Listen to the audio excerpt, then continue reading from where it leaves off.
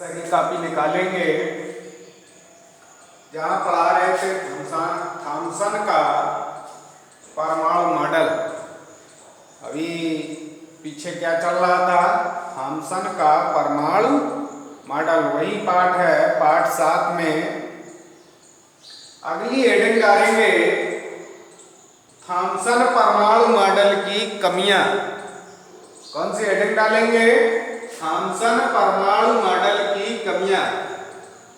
Thompson परमाणु model के अनुसार धनावेशित और ऋण आवेशित कण समान रूप से एक साथ रहते हैं, परंतु सन 1911 में वैज्ञानिक रदरफोर्ड ने कहा कि अल्फा कण प्रकीर्णन प्रयोग के आधार पर धनावेशित और ऋण आवेशित कण एक साथ नहीं रह सकते हैं, क्योंकि वे एक दूसरे को उदासीन कर देते हैं। थॉमसन परमाणु मॉडल की कमियां क्या हैं?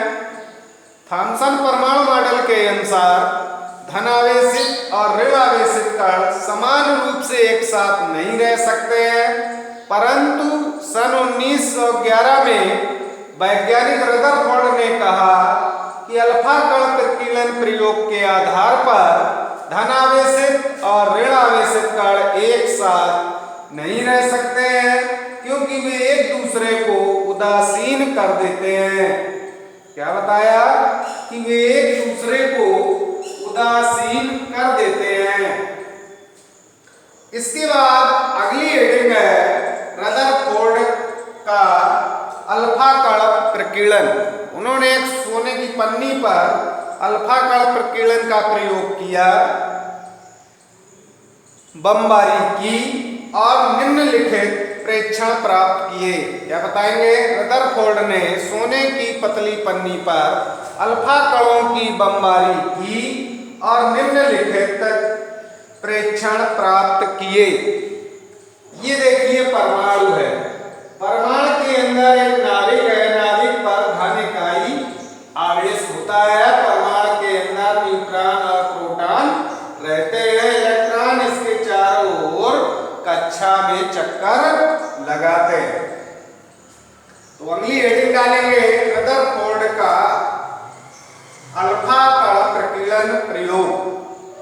तो रदरफोर्ड ने सोने की पतली पन्नी पर अल्फा कणों की बमबारी की और निम्नलिखित प्रेक्षण प्राप्त किए। उन्होंने क्या बताया? नंबर 1 पे अधिकांश अल्फा कण अपने मार्ग से बिना विचलित हुए सीधे निकल जाते हैं। पहली बात उन्होंने क्या बताई? अधिकांश अल्फा कण अपने मार्ग से बिना विचलित हुए सीधे निकल जाते हैं।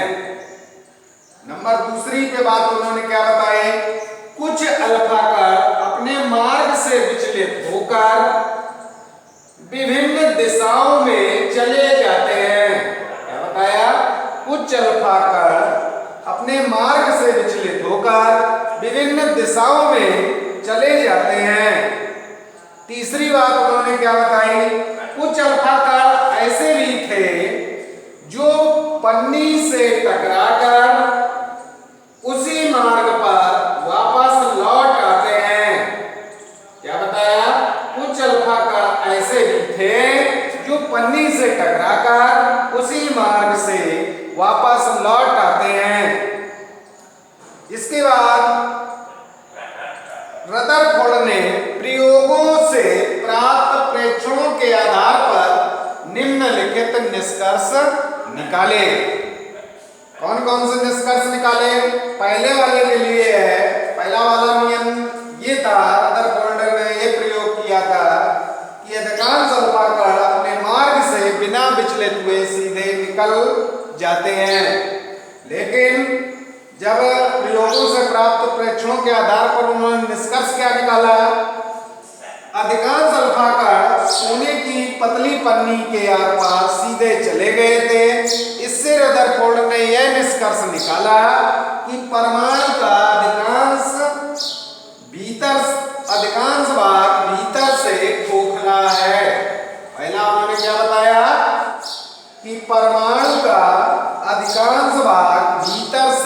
खोखला है। क्या बात बताई कि परमाणु का अधिकांश भाग भीतर से खोखला है। इसके बाद जो दो और हैं, कुछ अल्फा कण अपने मार्ग से विचलित होकर इस पे निष्कर्ष दिया और जो पन्नी से टकराकर उसी मार्ग से लौटते हैं उस पे निष्कर्ष दिया, वो कल के वीडियो में करवाएंगे। आज के वीडियो में सभी भैया इतने ही करेंगे और जो गृह कार्य दिया जाएगा वो करेंगे। तब तक के लिए सभी भैयाओं को धन्यवाद।